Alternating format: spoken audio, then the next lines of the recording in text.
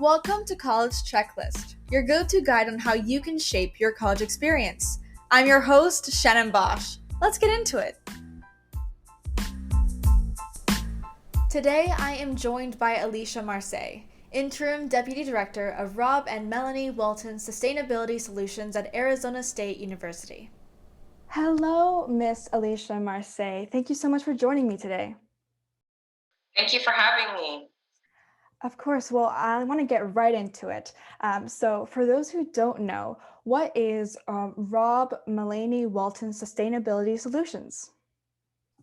Yeah, thank you, Shannon. So the Rob and Melani Walton Sustainability Solutions Services is initiative at ASU, and we are under the Global Futures Lab. And our reason to be, if you will, is we are essentially a bridge between the university and external stakeholders, and we work to take the knowledge that's inside the university, the state-of-the-art knowledge, and co-design solutions with internal and external stakeholders to solve wicked problems. That sounds really interesting. And I guess my next question would be, what is your role in your department?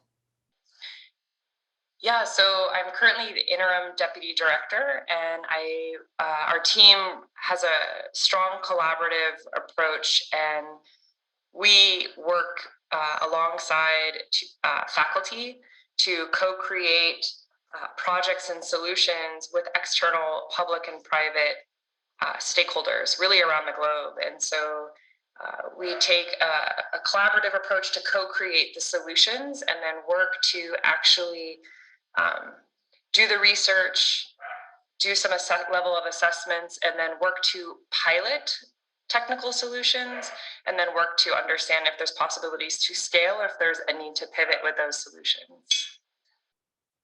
Wow, that seems like you're working with like a lot of areas and a lot of interesting subjects. Or what exactly do you guys like to focus on most? That's a great question. We really are, I like to think that we are actually some of the luckiest in the university because it's really exciting, it's challenging. We are looking to actually drive systemic change. And so, for example, one of the projects that we ended in the past year is in relation to circular economy and moving past this idea of economies that are based on extracting resources, developing products, using the products, and then throwing away the raw materials, how to extend their life cycle. And more importantly, our work, we've actually started to integrate the social components and how to think about circular economy ethically. And so also integrating the human economies or the human capital into this work as well. And we had a 7-year partnership with the city of Phoenix. They're an intergovernmental agreement where we did over 25 applied research projects with faculty across the university, and then also developed and managed a incubator accelerator. It was the first in the US in the space of circular economy. That sounds like such pivotal work. Like that just sounds like it will constantly like let you have the opportunity to just work on such pivotal things. And so that just sounds incredible. And something that you said, which was that you feel like you're kind of possibly working at one of the most interesting or really cool areas at ASU. And so my question would be, how did you get involved with ASU and with your department? Yeah, great question. So I'm a relatively newcomer to our team, and I've been at ASU now almost 4 years, and came to ASU, was hired to build and manage the Circular Economy Incubator Accelerator. And so prior to coming to ASU, I was the director for an SBA-funded, Small Business Administration funded, the Women's Business Center for Maricopa County.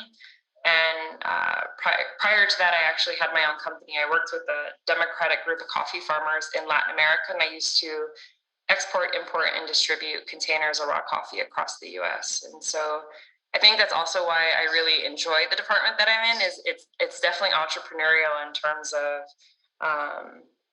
finding opportunities externally, building relationships with partners, and then being that bridge to find the experts and the state-of-the-art knowledge internally that can actually co-develop and build the projects and apply those solutions.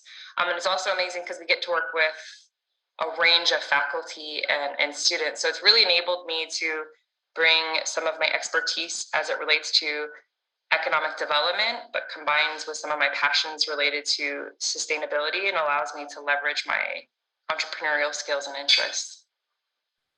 Wow, it seemed like it was the perfect fit. And since you do work a lot with entrepreneurship, what would be your personal definition of that word for others who possibly have never really dived into that before? Yeah, I really appreciate ASU's lens as it relates to entrepreneurship and a lot of the work that entrepreneurship and innovation, for example, has done, led by Jimmy Choi at the university. And one component that, or one way the university defines and looks at it is the mindset, and entrepreneurship being a mindset. And you can be an entrepreneur looking outward or an intrapreneur working inside of an institution as well. And both of those things are really valued in the university. And then, of course, you have entrepreneurship in the sense of developing either scalable ventures, or also you have entrepreneurship in the sense of small businesses and Main Street type businesses as well. Fascinating. I think that's really cool to look at kind of the work that's happening outside and inside. That like new term that you said was really interesting. I think it was internship. What did you say? Yeah, no, great. Intrapreneurship. We are intrapreneurs. We are looking to find, we are using our entrepreneurial skills inside an institution to create opportunities and benefits for the institution. Fascinating. That's just a cool word. I don't think I've actually ever heard that word before. And speaking of kind of working in intro, I guess I think what I want to ask you next is like the work that you do with your department. Is it like accessible for students, or how does that relate to the students actually attending ASU right now?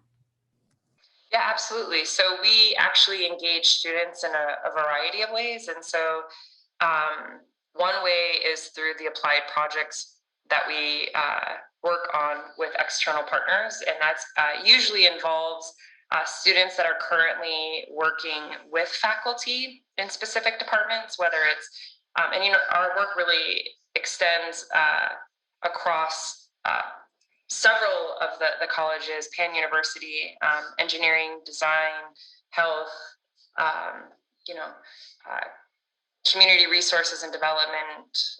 We expand across the university, and so there's applied projects that students engage on and actually get real world, real life experience in diving into designing solutions and doing the research with the faculty, but also the external partners. And then those are hourly or research assistantship positions. And then our department also has research assistantship positions to support a lot of the work that we do across the department as it relates to projects. And then we also engage with faculty across the university in supporting capstone projects. And so we work to co-develop capstone projects in working with teams of students and give them actual research and solutions that we're working on to dive into. And there have even been instances on the capstone projects, we bring in the external partners to enable the students to present the research and get feedback from the external partners that are actually working in these areas of research or working on these wicked problems. So through research assistantships, applied projects, as well as capstone thesis with faculty across the university.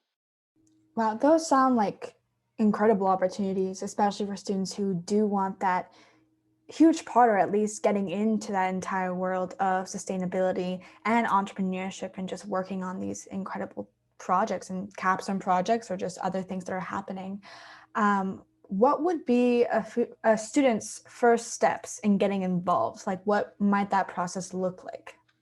Yeah, one way would be to reach out to our department and find out currently what types of projects we're working on, and provide, some type of exchange in terms of their interests, in terms of their academic interests, and the areas that they're looking to kind of dive into professionally once they finish their work at ASU, if you will. So reaching out and connecting with us, and then also through the faculty that they're working with, finding out if there are projects that with the faculty that they're currently studying with, if there are levels of engagement with their faculty in our department. But those would be the two primary ways, and going to our website is definitely the best way to reach out to us. Fantastic. And I will be putting that link in the description. And so I think to close out this interview, and for students just to get even more info from you, I would like to ask you, what is one piece of advice or encouragement you would give those interested in joining this department in some way?